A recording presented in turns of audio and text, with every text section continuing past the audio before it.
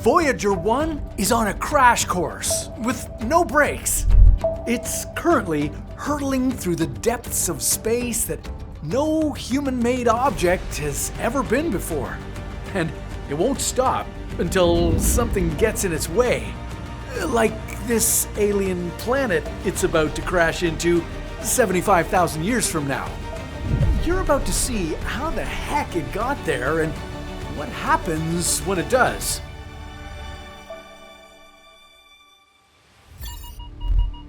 As of today, Voyager 1 has been drifting through space for nearly half a century. It traveled to the edge of our solar system and then left us in the dust as it ventured out into interstellar space. The space probe's only modus operandi is to keep going and going and going. In 40,000 years, it's scheduled to pass a star that it wasn't even aiming for and continue into the void. And pretty soon, Voyager 1 will be so far away from Earth that humans will lose all contact and lose track of its location, making it anyone's guess as to where it travels to next. So what if, during its interstellar adventure, the spacecraft makes it all the way to an alien planet? And not just any exoplanet, the closest one to Earth, Proxima Centauri b. It's only a mere 40 trillion kilometers away after all. Would it simply bite the cosmic dust, come face to face with a comet? Or could it somehow survive, leaving behind an important message about humanity for extraterrestrial life? Well, before we can find out, Voyager 1 is going to have to take the longest journey in the history of spaceflight. So strap in, because things are going to get a little far out. Let's start here. See that tiny dot? The one that looks like a speck of dust that some clumsy camera guy forgot to clean off his lens? Well, look closer, because that's Earth. This iconic photo, known as the pale blue dot, was taken by Voyager 1 in 1990 when it was 6 billion kilometers away from us. And it sure has a way of putting our significance into perspective, or lack of significance. This photo is just one of over 67,000 incredible images that Voyager 1 and 2 took of space, transforming our understanding of the solar system, giant outer planets, their rings, and 48 of their moons. It's hard to overstate how much knowledge these probes have given us about life beyond our Earth. Their original missions were only supposed to explore Saturn and Jupiter, and the spacecrafts were only built to last 5 years. But incredibly, they've kept going, breaking new records every day and beaming down new discoveries. Pretty cool. Right now, as Voyager 1 is over 25 billion kilometers away, its signals take 23 hours to reach Earth. But that's about to change. In November of 2026, Voyager 1 will reach an historic milestone and officially become 1 light day away, meaning a signal sent from NASA will take 24 hours to reach the probe, and another 24 hours for the ping to return. To put this into perspective, the amount of time it takes for a signal to reach the moon is 1.3 seconds. To reach the sun, it's 8.5 minutes. So, yeah, I'd say Voyager 1 has been putting in some serious mileage since its launch in 1977. To achieve these feats, it's had a need for speed, moving at a velocity of 61,000 kilometers per hour. That's 38,000 miles per hour. But even flying at these rapid rates won't make its new adventure a quick one. To get to Proxima Centauri b, Voyager 1 will have to spend about 75,000 years in space.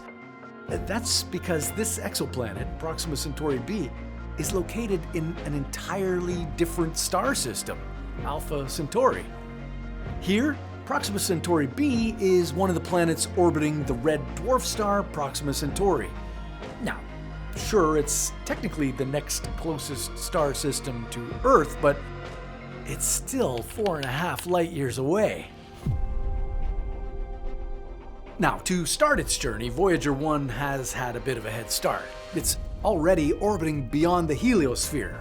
That's the sun's shield of armor from harmful radiation and cosmic rays flying through the rest of the galaxy.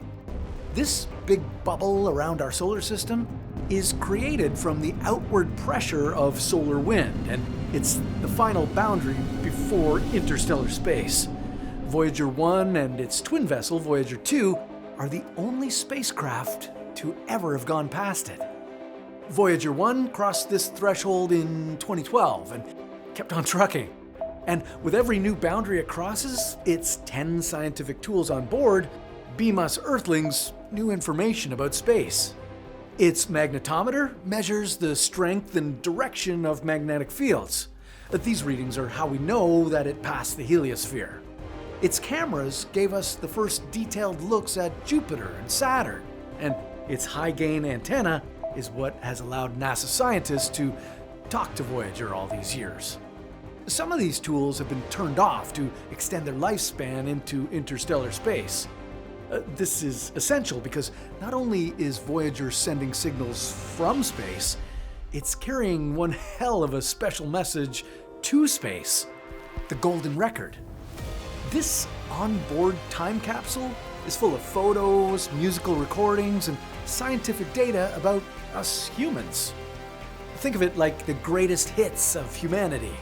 If alien life on another planet discovers the Golden Record, it'll give them a jaw-dropping glimpse into life here on Earth. Assuming they have jaws. Maybe tentacle-dropping? But here's the problem. Right now, Voyager 1's flight isn't on course to any planet. Its current path is headed toward the star AC plus 793888, also known as Gliese 445. But that star doesn't have any confirmed planets orbiting it. So Voyager 1 would need to change its direction. And that direction is about to enter the realm of our cosmic imaginations. Around 2036, Voyager 1 will be so far away that NASA scientists expect to lose its signal. Not because it's running out of the solar system, but because it's running out of power. Its energy supply comes from radioisotope thermoelectric generators mounted on a deployable boom. These convert heat from natural decaying plutonium into electricity. Pretty amazing. But they've been weakening over time, losing about 4 watts of power every year. In iPhone terms, that's like being at 1%, and that old frayed charger you've been holding onto for dear life is about to go kaput. After the last signal is received on Earth, Voyager 1 is now just a silent, drifting monument of humanity, essentially a ghost ship. But unlike a ghost, it can't just disappear into thin air, because there's no air in space. To get on the right track, Voyager 1 will need some sort of gravity assist. Like a slingshot, a gravity assist can add or subtract momentum to shoot a spacecraft in a different direction, change its trajectory. Artemis 2, the most current mission to the moon, used a gravity slingshot to change direction 180 degrees at the peak of its journey. A gravity assist is how Voyager 1 was able to reach interstellar space in the first place. By passing Jupiter in 1979, it gained 10 kilometers of speed per second and another 5 kilometers per second when it passed Saturn in 1980. While flying by these two gas giants, it essentially stole some of the planet's momentum by being sucked into their gravitational pull and spit back out again, like getting a speed boost in a video game. What's even more incredible is that scientists designed this effect. Known as the Grand Tour, Voyager 1 and 2 took advantage of a once in every 175-year alignment of planets, making pit stops to refuel on gravity and soar onto the next, reaching distances impossible by a conventional rocket. Now, the flybys of Jupiter and Saturn not only increased Voyager 1's speed, but in the process, discovered 2 new moons of Jupiter, Thebe and Metis, plus 5 new moons of Saturn, and a new ring named the G ring. Back to Voyager 1. To start altering its course toward Proxima Centauri b, it's gonna need to fly by something. But not just any wee star or asteroid. It needs help from one of the big boys, an undiscovered rogue planet in the Oort cloud. The Oort cloud is located about 5,000 times further away than the distance from Earth to the Sun. So, yeah, not exactly what you would call a stone's throw. It's so far that it's best not to measure it in kilometers or miles, and instead use astronomical units, AU for short. As we've talked about on this channel before, 1 AU, astronomical unit, is the distance from Earth to the Sun. It's about 150 million kilometers, or 93 million miles. Scientists estimate that the Oort cloud's inner edge is about 1,000 AU from the Sun, and its outer edge is about 100,000 AU. And not to be morbid, but, well, I'll be dead by the time Voyager 1 reaches it. It's gonna take 300 years. As Voyager enters this new frontier of the Oort cloud, our sun now just looks like a tiny twinkling star. And I hope you packed a winter jacket for this ride, because things are about to get chilly. Temperature here may be as cold as minus 268 degrees. That's minus 450 degrees Fahrenheit, or 5 Kelvin. Trillions of icy objects surround Voyager like moths at a porch light. These 4.6 billion year old frozen bodies are thought to be pristine relics left over from the formation of our planet, before gravity ejected them out past the borders of our solar system. Many of these objects are actually comets, an estimated 100 billion of them. And once something disturbs them, these volatile, dirty snowballs can go shooting off in any which direction, putting Voyager 1 in their crosshairs. Terrifying. Well, luckily for our venturing vessel, this exorbitant number of comets is spread out over an insanely vast surface area, helping it dodge disaster. Your chances of winning the lottery are 100,000 times greater than Voyager 1's chances of getting blown up into spacecraft confetti. After being neighbors with comets for 30,000 years in the Oort cloud, Voyager 1 finally encounters the gravity assist it's patiently been waiting for. A rogue, undiscovered planet lurking in its depths. Snagged from another solar system by the sun's gravity, a Neptune-like planet has come to call the Oort cloud home sweet home. Ah, cozy ice debris. The lonesome planet, though, is a sight for Voyager's sore eyes. And if you want to know more about this rogue planet, well, make sure to subscribe, because we've got a whole video coming out about Planet 9, featuring someone. Someone cool, more like. Sure. Moving on.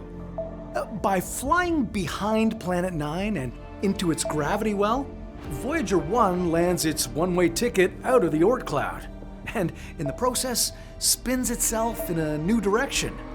Destination? Proxima Centauri b. This kind of stealthy maneuver has been performed before by Voyager 1's twin, Voyager 2, when it passed Neptune's North Pole in 1989 and changed its trajectory by 45 degrees. Okay, at long last, through the Oort cloud, Voyager 1 enters another Oort cloud, the one surrounding Alpha Centauri, where Proxima Centauri b is located. Now, the length of this boundary is a little blurry, so let's give it another 10,000 years or so to get through it. After 40,000 years of travel, Voyager 1 has a new problem. As if hanging out in a snowstorm of comets wasn't bad enough. Its 40,048-year-old body, made of aluminum, is being put to the test. Now, space doesn't have oxygen to rust metal, but it does have galactic cosmic rays. These tiny superfast particles are menacing cosmic bullets of radiation, flying through the vacuum at light speed, getting fired by explosive events like stars going supernova. And they're a lot more intense beyond the heliosphere.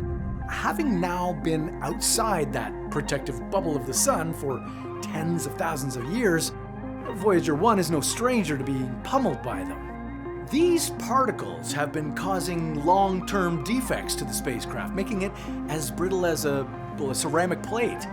One tiny impact in space would shatter it. Its risk of crumbling now is worse than a Love is Blind marriage. Seriously, Love is Blind? Is people still watching that show? Oh yeah, it's like the #1 show on Netflix. Number one? Yeah, when it comes out with a new season, it's like premieres as #1. How many marriages last? It's high, it's like 60%. Wow, there you go. Well, all right then. Well, crumbling like a Nick and Amanda wedding. No? That's not them? I'm more of a Survivor guy anyway. Okay, since I'm a betting man, let's say that Voyager 1 does make its date with destiny. 75,000 years, 10 dead scientific tools, and a trillion dodged comets later, it finally approaches Proxima Centauri b, and things are about to get lit. No, like literally lit. It's hurtling toward the side of this planet that has 30 times more extreme UV radiation than Earth. Add sunscreen to the list of things NASA should have sent with Voyager on this flight. And that daytime heat won't be cooling off into the nighttime. Because Proxima Centauri b orbits extremely close to its star, Proxima Centauri, it's tidally locked. That means its rotation rate matches its 11-day orbit. Kind of like how the moon only shows one face to Earth. One side is perma-frozen darkness, and the other side stays hot and sunny. But touching down here won't be any kind of tropical vacation for Voyager 1. More like an uncontrolled crash. Pulled by the planet's gravity when it came too close, Voyager wouldn't spiral to the ground. It would hit the atmosphere like a bullet. The entry velocity would be around 20 kilometers per second. With no heat shield, the probe would vaporize instantly. The cameras, booms, a high-gain antenna would melt. Only the general-purpose heat source modules, the heavy-duty shells around the nuclear batteries, would survive. Any leftover particles from the burnt-up metals would eventually cool and become dust in the wind. Stellar wind. Unlike terrestrial winds on Earth caused by the movement of air, these gusts would be more like hot flows of gases sneezed onto Proxima Centauri by its star. Then it would be time to face the music. On the golden record. Remember that 1977 phonograph hitching a ride on the Voyager 1? Just waiting for its debut release in the cosmos? It's been holding on to everything from sound recordings of insects to a message from then President Jimmy Carter, and a plethora of bangers from artists like Mozart, Louis Armstrong, and Chuck Berry. Now, I personally think that Bruce Springsteen's Born to Run would have been a better choice to display the sheer greatness of human achievement, but I wasn't consulted. The committee that put it together was headed up by famed astronomer Carl Sagan. They also chose snapshots of life on Earth to put on the golden record. Human sex organs, Taj Mahal, a woman eating ice cream, sailboats, daffodils. Heck, when you look at it that way, life on Earth isn't so bad. That's because the committee also made a conscious decision not to include any photos of crime, poverty, disease, or war. It's like Earth put together a dating app profile, only showing its good side, holding up a fish. A little biased, but who doesn't want to put their best foot forward? Am I right? But back to the phonograph. The good news, it's fared better in space than it would have on Earth, with less to erode it. The bad news? Well, after 75,000 years in the ether, it would be blasted by interstellar dust and lose all of its data. So that recording of crickets would now just be crickets. Oh, the irony. While the high-frequency data might be sanded off by dust, the record itself is incredibly dense, and since the golden record is technically gold-plated copper housed in an aluminum jacket, it wouldn't necessarily be destroyed by the atmospheric entry. It may actually be the only thing that survives a total meltdown. But there's no doubt it would be a little worse for wear, most definitely warped or even buried by the impact. But what if an alien civilization found this long-lost remnant of Voyager? While they might not be able to rock out to Johnny Be Good, if they were advanced enough, they could determine where the probe came from. And that's thanks to a hidden message on the cover of the Golden Record. Pulsar map. The starburst-like engraving is like a cosmic GPS showing exactly where the sun is, located relative to 14 pulsars. These pulsars are the spinning remains of dying stars, and they act like lighthouses when their magnetic fields cause them to emit beams of light. If extraterrestrial light could decipher the map, well, it would be like finding a cosmic return to sender address. It's important to keep in mind that what we know about Proxima Centauri b today might be different in 75,000 years. Scientists can really only make their best estimates about what its atmosphere is really like. So, just for fun, let's say that Voyager 1 somehow survived its journey to the exoplanet. Well, it would take 4 light years, 40,000 Earth years, for its signal to reach our planet, and another 4 light years for Voyager 1 to receive anything back. But even if humans could whisper some sweet nothings to Voyager 1, sadly it would be doomed. Though it was designed to carry a message for extraterrestrial life, it just wasn't designed to stay on an alien planet full time. And though it may not rust away like it might on Earth, it would likely meet its match eventually with some kind of catastrophic impact. Given that some scientists suspect that there could be an asteroid belt near Proxima Centauri b, pounding rocks at the planet, things aren't looking too good for Voyager 1. But then again, as the saying goes, life's about the journey, not the destination, right?